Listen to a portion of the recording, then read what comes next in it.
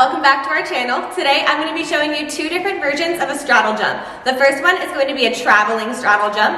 The second is going to be a standing toe touch straddle. So let's get started. Alright guys, we're going to start with our standing toe touch straddle. So you're going to start with your feet together in parallel, and you're going to start in a plie. Now when you do your jump, you want to bring your legs out in front of you, pointing out to the corners, not straight side and not underneath of you. So I'll go ahead and show you how to do this. You plie and go straight up.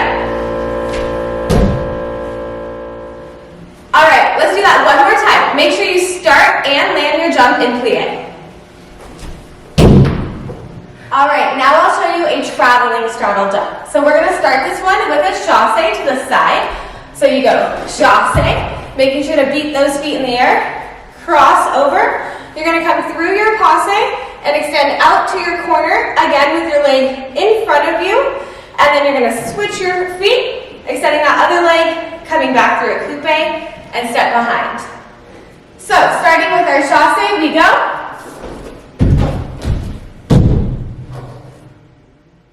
And one more time.